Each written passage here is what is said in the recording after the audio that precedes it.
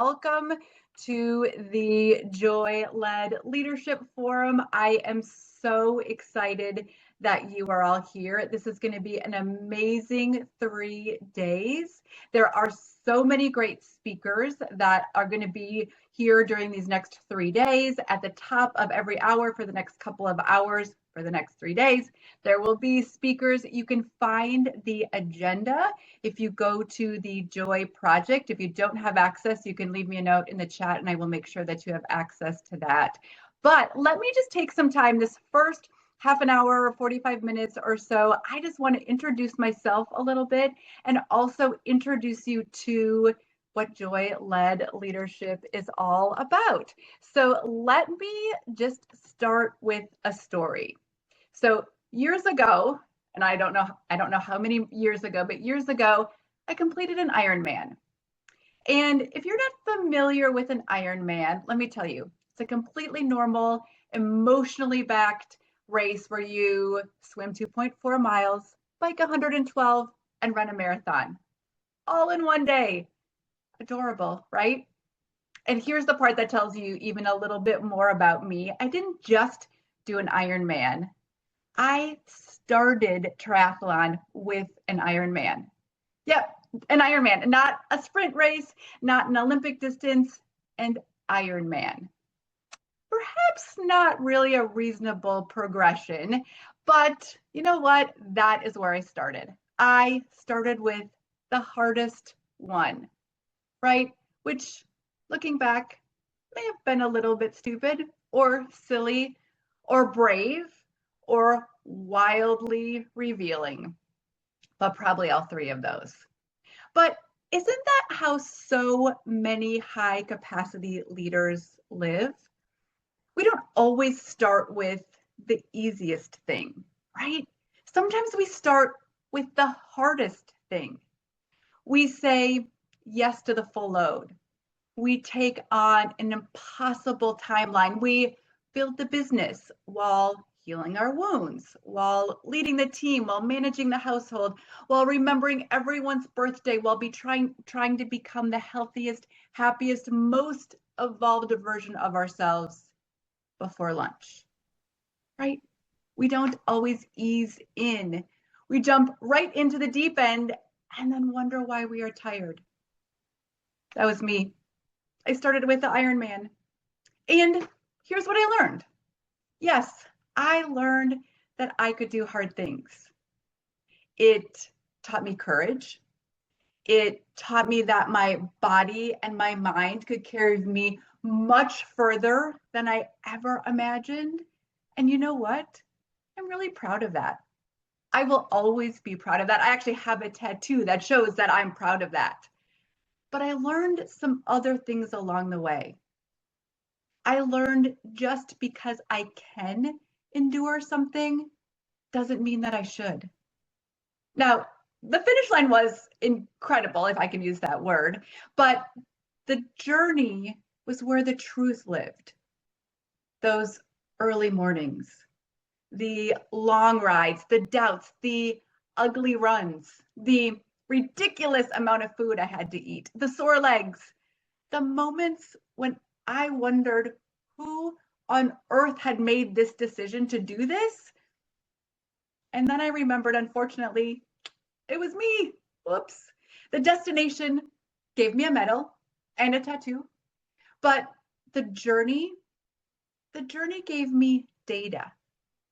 And one of the biggest pieces of data was I actually didn't do it alone. Ironman looks like an individual sport, but it's really not because no one gets to that finish line alone. I had people around me. I had someone actually at home doing my laundry. I had people training with me. I had people encouraging me, people who showed up, people who laughed with me, people who believed in me when my belief was absolutely going nowhere up those really steep bike hills. People who made the hard parts possible. And that may be the most important lesson of this whole thing. Hard things became different when they are done in community.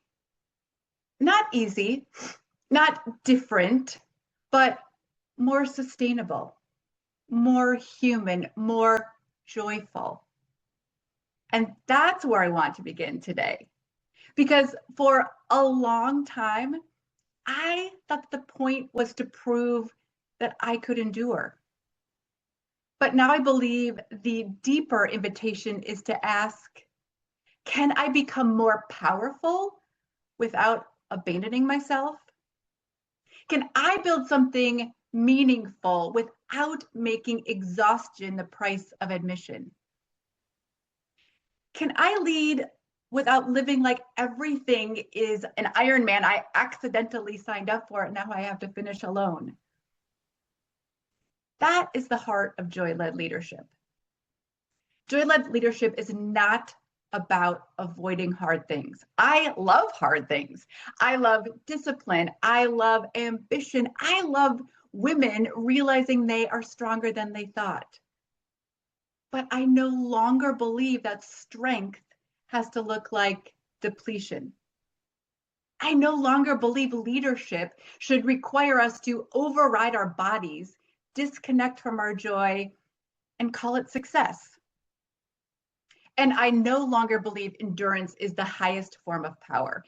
Endurance is a survival skill. That is true. It is not a leadership skill. And that is why we are here. That is why we are here today. We are here to talk about that because maybe you've never actually voluntarily spent an entire day swimming, biking, and running, which I honestly think you're probably smarter than I am. But you've chosen hard things. You have started with the hardest thing. You have carried the full load. You have led through pressure. You have stayed capable and you kept going. You became the person everyone could count on. And somewhere along the way, you may have wondered, is this success? Or is this just survival with really great shoes? So this forum, the Joy-led Leadership Forum exists because I believe there is another way, a way rooted in joy over endurance, a way with regulation over urgency, integration over compartmentalization, and community over competition. And we'll talk about those four things. Because the destination matters. It really does. Your goals matter, your impact matters, the mission matters, but the journey matters too. And if the journey costs us our bodies, our relationships, our creativity, our peace, our sense of self, and our joy, then we have to be brave enough to ask better questions. What if joy isn't waiting at the finish line? What if joy is what helps us get there whole? What if joy is not the reward? What if joy is the strategy? And that question changed my life. It actually became the heartbeat of my book, Joy is the Strategy. It's the question I explore every week on my podcast, Joy Unfiltered. And it is the foundation of this forum, this movement of joy-led leadership and the work we are here to begin together today. So I want to invite you into this question today. What would you change if joy led? Not after the deadline, not after the next promotion, not after the launch, not after the kids are grown, not after the next goal, not after you finally become calm, organized, enlightened, hydrated, financially optimized, and emotionally available at all times. But now, what would change if joy led now? Because I believe we're at a leadership threshold. For too long, leadership has rewarded endurance, urgency, compartmentalization, and competition. And let's be honest, women have proven, and men too, that we can succeed inside that model, right? That is not the question. That has never been the question. We can perform, we can produce, we can manage, we can hold it all together, right? We can lead the meeting, send the email, handle the crisis, support the team, soothe the tension, carry the emotional labor, and somehow still be expected to have good energy. We have proven we can endure, right? That is not the question. The question is, at what cost? At what cost to our bodies? At what cost to relationships? At what cost to ourselves? At what cost to our creativity, to our truth? At what cost to our joy? Because a leadership model that requires disconnection is not sustainable. A success model that rewards depletion is not sustainable. A culture that treats urgency as importance is not sustainable. A life that looks impressive but feels hollow is not sustainable. But here is the beautiful, disruptive truth. Joy. Joy interrupts that pattern. Joy does not make us less powerful. Joy makes our power more sustainable. Joy is not soft. Joy is not fluffy. Joy is not a decorative throw pillow on the couch of leadership. Joy is strategic infrastructure. Joy is capacity. Joy is connection, regulation, energy. Joy is meaning. Joy is what allows us to keep building without breaking ourselves in the process. And I want to be very clear from the beginning. When I talk about joy, I am not talking about forced happiness. I'm not talking about toxic positivity. I'm not talking about pretending that everything is fine when everything is very much not fine. That's not joy. That's just the bumper sticker that you put on the back of your car. Joy is deeper. Joy is sturdier. Joy can exist with grief. Joy can exist with uncertainty. Joy can exist with hard conversations. Joy can exist in seasons where happiness feels really far away. Joy does not deny reality. Joy expands our capacity to meet said reality. Joy says, yep, this is really hard, and there is still meaning here. Yes, the work matters, but so do I. Yes, the world is really heavy, and I refuse to surrender my humanity to heaviness. That's joy.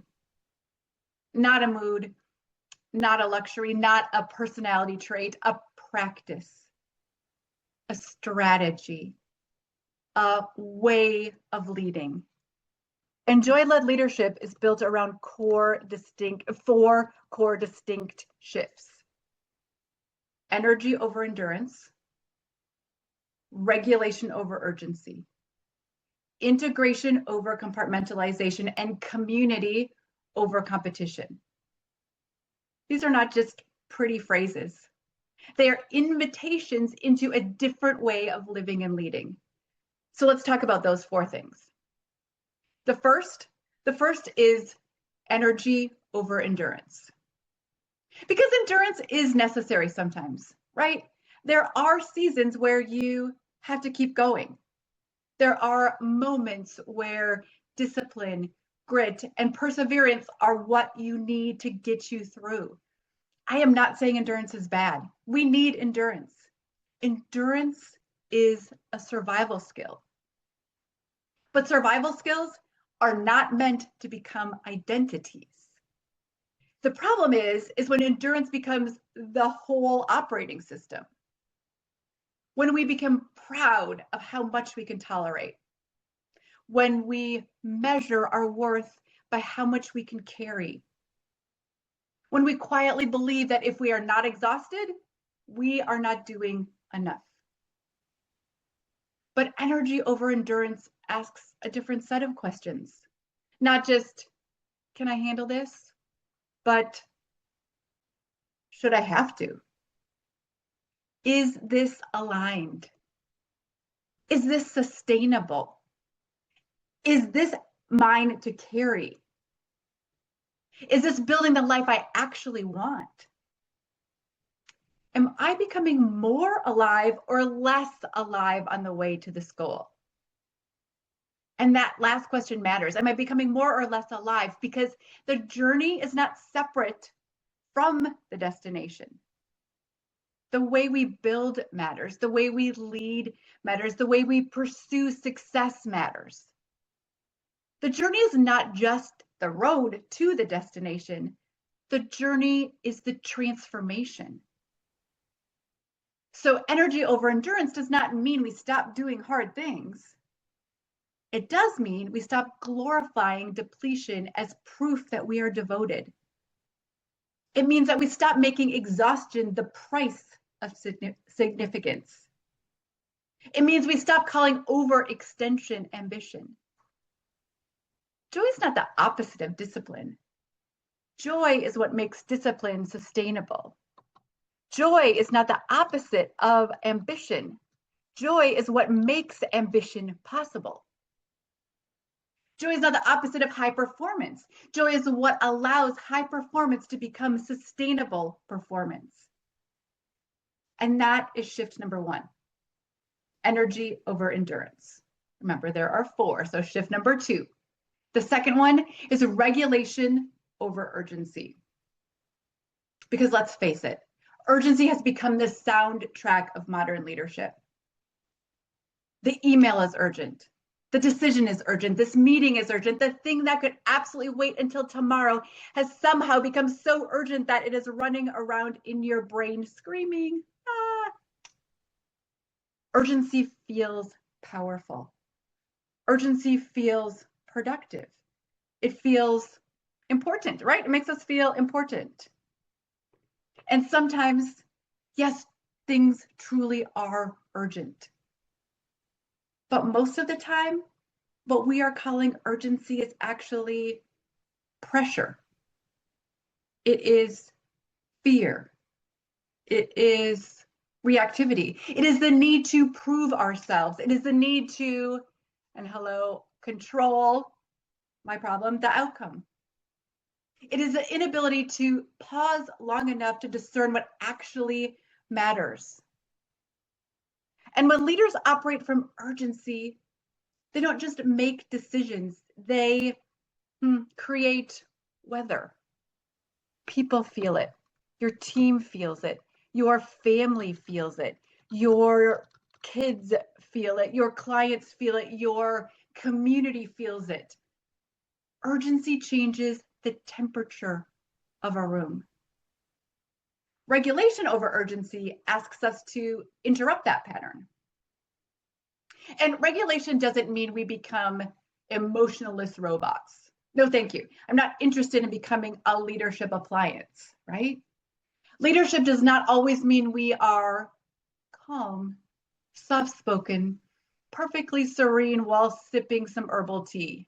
I don't even like herbal tea. Some of us are expressive human beings with big feelings, fast brains, fast-moving mouths, strong opinions, and approximately 14 tabs open in our souls, right? Regulation is not about having no emotion. Regulation is about regulation is about staying connected to yourself in the presence of said big emotions. It's the pause before the reaction. It's the breath before the email. The moment where you ask, what's actually going on here? What am I feeling? What story am I telling myself? What does this situation need from me? Am I responding from clarity or reacting from pressure? That pause is leadership, because often the most powerful person in the room is not the loudest. It often is the most regulated. Your nervous system is part of your leadership. Your body is not separate from your leadership. It is part of your leadership. Your regulation is not a personal wellness bonus. It is a leadership skill. That is shift number 2, regulation over urgency. The third shift is integration over compartmentalization.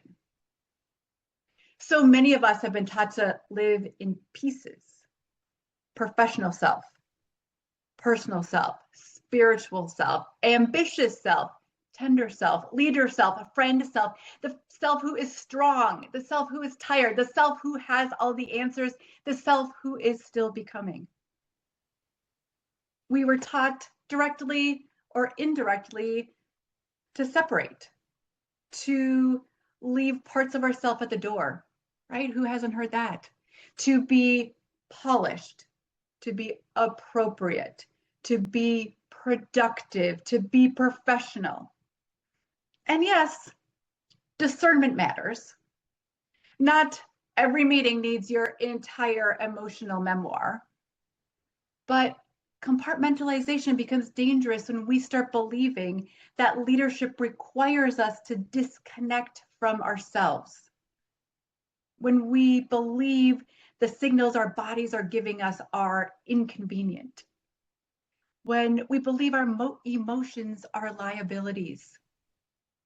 When we believe our stories are irrelevant. When we believe our joy is unprofessional. When we believe our needs make us weak. That's not leadership. That is fragmentation. And integration over compartmentalization says, I get to be a whole human being. Not unfiltered in every room, not boundaryless, not messy just for the sake of being messy, but whole, integrated, aligned. It means my values are not separate from my decisions. It means that I get to be whole. It means that my relationships are not separate from my capacity. My energy is not separate from my performance. My story is not separate from my leadership. And definitely my joy is not separate from my power. And this matters because we cannot build sustainable leadership from a divided self. Integration invites us to ask, where am I performing a version of myself that no longer fits? Where am I ignoring my body in pursuit of success? Where am I saying yes while my whole system is saying no? Where am I making decisions that look really impressive but feel misaligned? Where am I hiding the very parts of me that carry my wisdom? Joy tells us where there is life. Joy tells us where there is alignment. Joy tells us what matters. Joy tells us what we want to build more of. Joy is data. Joy is data. And that's shift number 3, integration over compartmentalization. The fourth shift is community over competition. And this one may be, for me, the heartbeat of it all, because I believe we were never meant to do the hardest things alone. I shared that I learned that in Ironman, and I've learned it again and again in my life. Yes, there are parts of the race or parts of leadership only you can do. I get that. I was the only one that could move my arms through that swim or pedal my bike up those hard hills or run to that finish line. No one else could do that for me. Only you can make certain decisions. Only you can tell the truth about your own life. Only you can choose your next brave step. But you were never meant to do that unsupported. Ironman may look like a really individual sport, but it is deeply communal. And leadership is the same. From the outside, sometimes leadership can look really individual. The title, the stage, the company, the decision, the visible person at the front. But no one builds anything meaningful alone. No one sustains impact alone. No one carries vision alone, or at least not without cost. But yet so many leaders that I talk to are actually lonely. They are surrounded by people, but they're lonely. They're visible to the crowd, but they're not fully known. They're needed, but they're not held. They're admired, but they're not always nourished. Competition culture intensifies that loneliness, right? It teaches us to compare instead of connect, to scan the room for threats instead of for allies. And we've all done that, right? To measure our worth against someone else's timeline. To believe someone else's success means there is less possibility for our own. Community over competition says, your success does not diminish mine. Your joy does not make mine smaller. Your visibility does not steal from me. Your brilliance doesn't threaten me, it excites me. We can rise together. We can build together. We can tell the truth together. We can hold doors open for each other. We can normalize a model of leadership where power is not lonely. And this is not just a nice idea, right? It's strategic. Community expands courage. Community expands creativity. Community expands resilience. Community expands accountability. Community expands imagination. When you're isolated, think about it, fear gets louder. But when you are in community, truth gets louder. And that's the shift. That's the shift number 4, community over competition. So together, these 4 shifts create the foundation of joy-led leadership. Joy over endurance, regulation over urgency, integration over compartmentalization, and community over competition. So what I wrote about in Joy is the Strategy, and some other things as well. It's the conversation we keep opening up every week on Joy Unfiltered. And it's the model we get to explore, challenge, deepen, and bring to life together over the next 3 days. Because here's what I love most about this forum.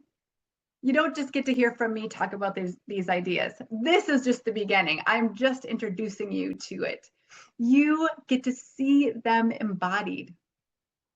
Over these next 3 days, you are going to hear from leaders, founders, researchers, coaches, creatives, executives, organizers, and visionaries who are already leading in ways that challenge old leadership models.